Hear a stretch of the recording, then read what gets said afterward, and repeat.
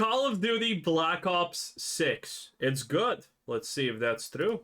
This is the Act Man here, and today it looks like we'll be getting a cure to the cyanide that was Modern Warfare 3. It's time to talk about Call of Duty Black Ops 6 and why I am so excited for it. Why it sounds like Because it's Fast and Furious but Call of Duty? like everything I've ever dreamed of. Now, if you're interested to see what I thought about the other games shown at the Xbox Showcase, I made a separate video, link in the description. But today we're focusing solely on Black Ops 6 because we've got a job to do. They showed about 25 minutes of new material, going over the campaign, innovations to movement and multiplayer, round-based zombies. Can you fucking believe it? I wanted more. A Call of Duty with a zombies mode? My mind is officially blown. This is completely unprecedented, new and exciting. Warzone Zombies 2, though. What about Warzone Zombies 2? Everything they talked about was sweet music to my ears because they told me everything I wanted to hear. Now, this is still Activision, so we must proceed with caution lest our hype lead us astray. So today... That's obvious. Again, it's Activision. He's absolutely right about this one.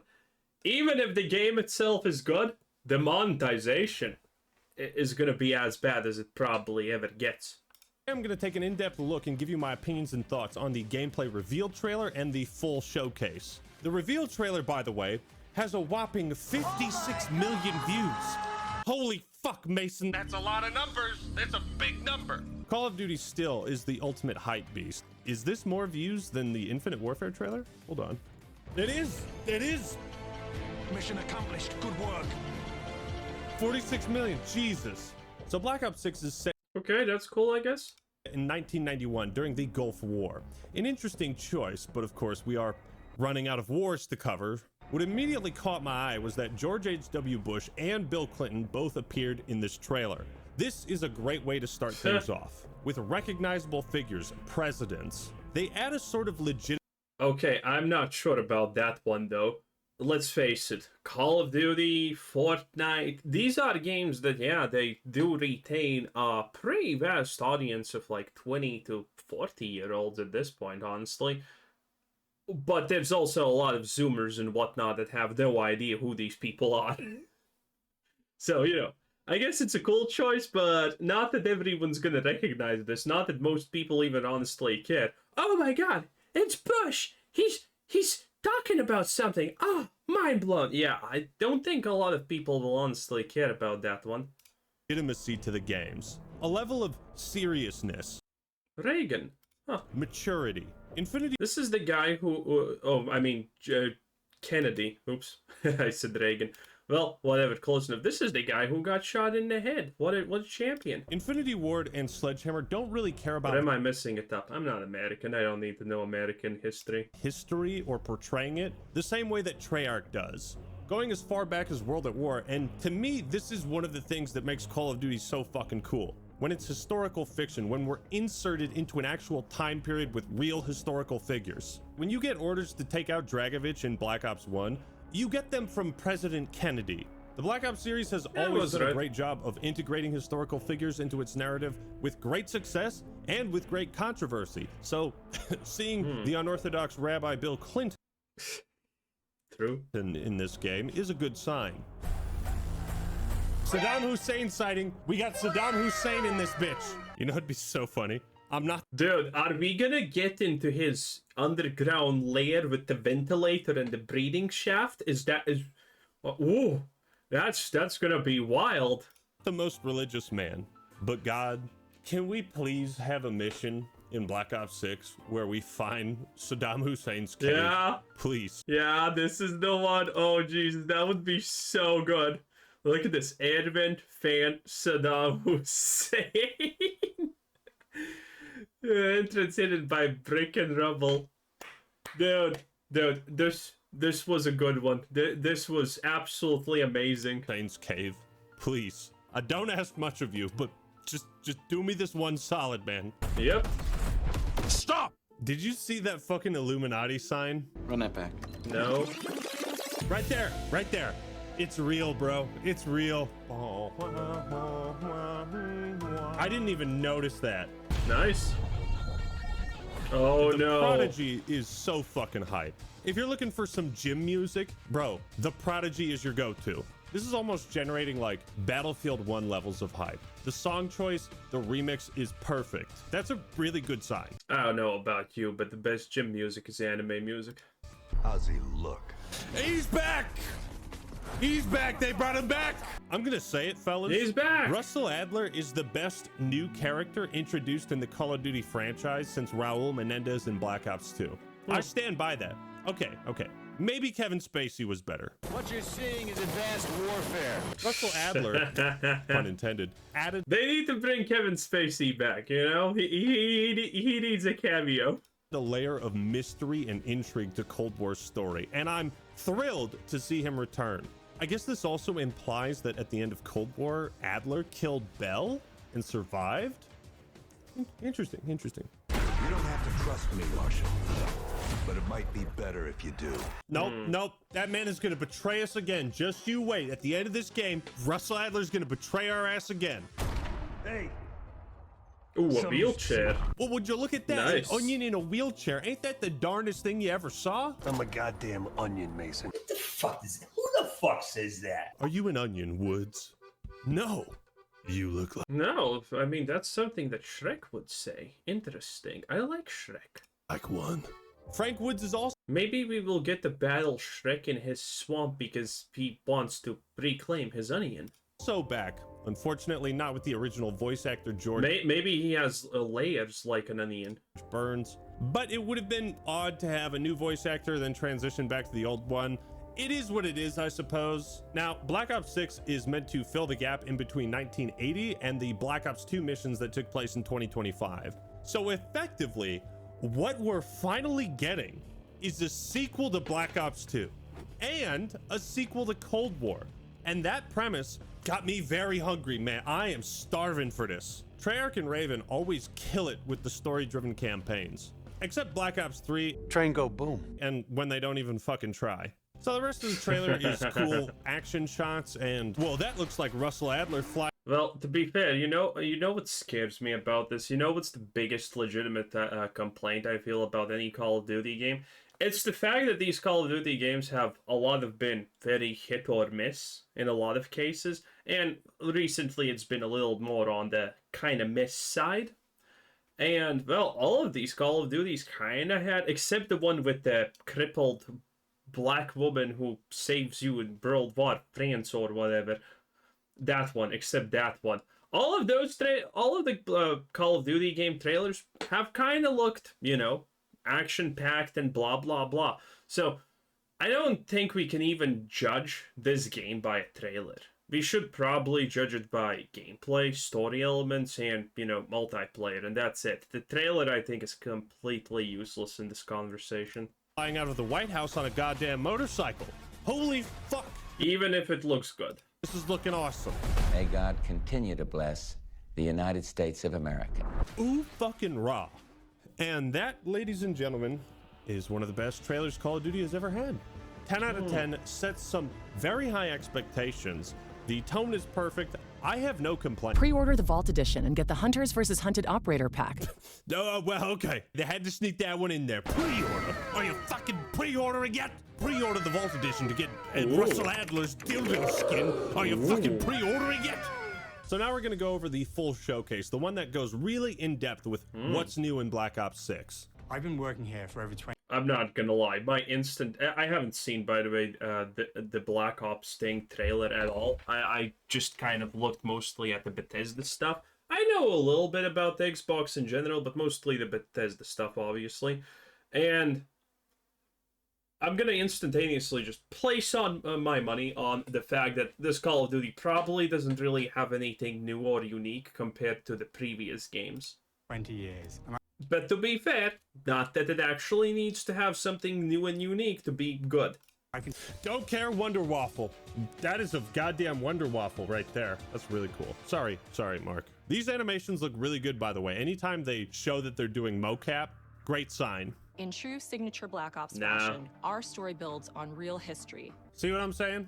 I think motion capture is a fail every every gaming studio pretty much does this now, and for what, boring cutscenes with bad dialogue, where you get a little bit more of a wrinkle and a smile when someone gives it. Motion capture is not a sign of quality at all in the modern age. Real history, boys. Real history. It's fucking cool. War is cool. where a shadowy force has infiltrated the highest levels of the U.S. government. Well, that sounds like Black Ops to me. If I could describe what Black Ops is in a nutshell, it would be that sentence. New way to push beyond your limits and move like an action hero. This is a great marketing line, a phrase that will stick in your head when you... Oh, I think I know what this is. So, in my guild, one mate told me about this. He plays Black Ops and all of the Call of Duty games. He said there's 360 movement or something like that. And I was laughing. What do you mean 360 movement? Don't all games have that? And he said it's like special, that this could actually be something interesting.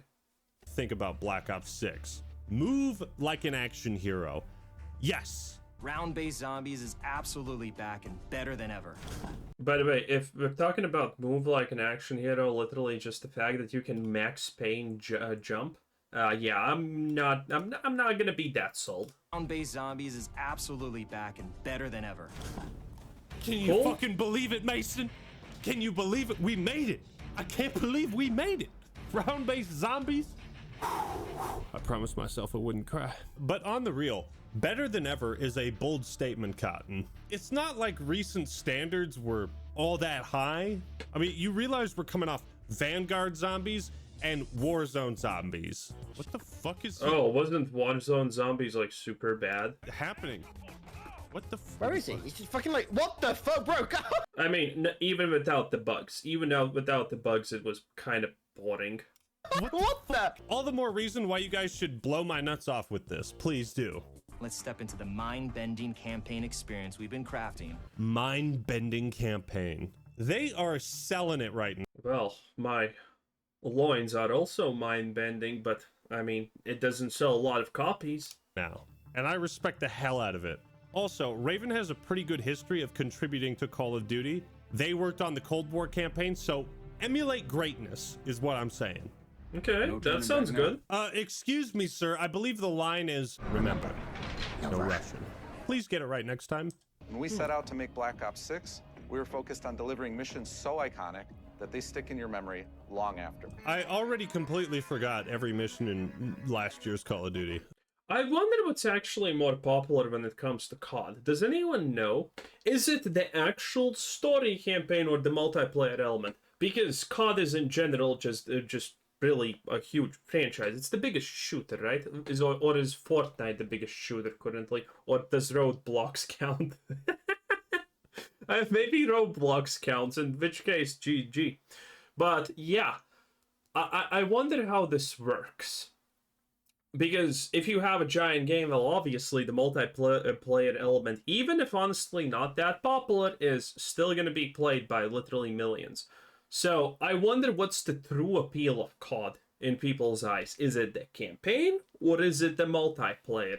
And, you know, if both, then that's fine. But I want to know for people for whom it's not both. You're not going to play the campaign and then you're going to play for two months the multiplayer. You know, I want to know if people are like legitimately, is there a huge group of people just buying it for the campaign, or is the multiplayer like the big draw? I'll be honest. Missiles. Where are the missiles? Tony's got their own missiles. Like I said, even I know this meme. Standards for campaign have never been lower, so now is the best time for Treyarch and Raven to like pull their shit together and really give us a fantastic campaign experience. We're giving you more variety, more dynamic moment-to-moment gameplay. No, I want Call of Duty. Yo, aren't these on-rails shooting segments like considered one of the worst parts of Call of Duty because they're kind of boring? No, I want Call of Duty missions to take place on Warzone maps. It was the best. It was fantastic, phenomenal. Why you changing something? If it ain't broke, don't fix it. I'm sorry. more dynamic moment-to-moment gameplay, and more options to finish each mission. If I was in the club and Danny DeVito came up to me and whispered this sentence in my ear, I would go back to his place. Branching paths. If Danny DeVito approached me, I would be on him instantaneously. He would have to get a restraining order. Multiple endings, having weight behind the And unlike that, man, I ain't even gay. decisions you make. These are the reasons why Black Ops 2's story became the best in the franchise, and it is music to my ears that they are trying to replicate that again.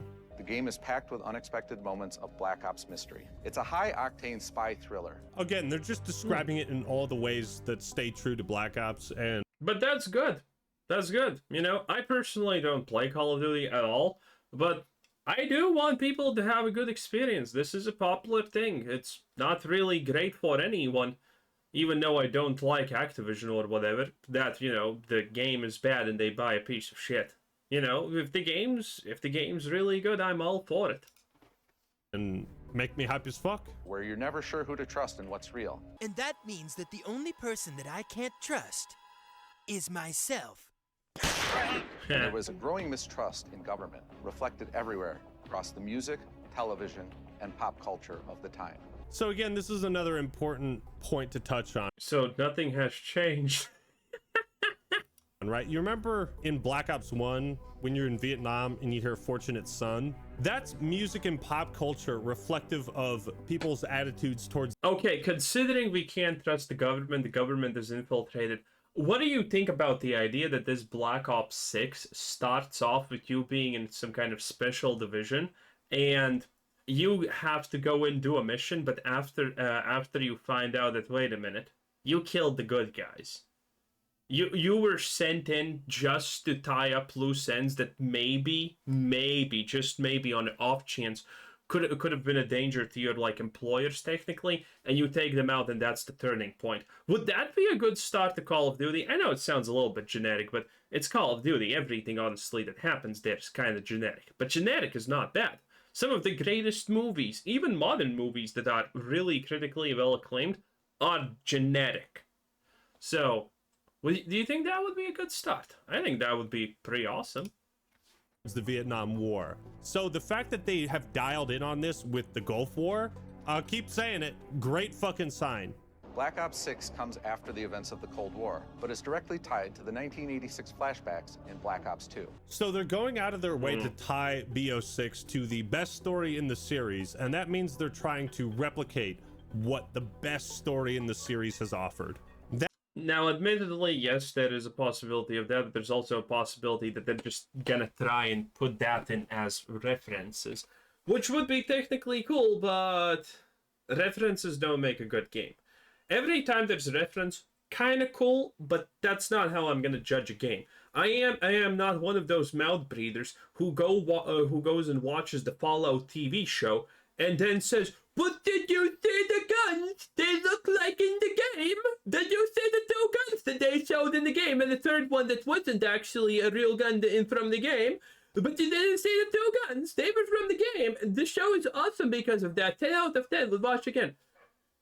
I will never be that level of a mouth breather. I'm sorry. That was where the interesting story got derailed in Black Ops 3 and where it ceased to exist in Black Ops 4. The aftermath of which has left our heroes in dire circumstances.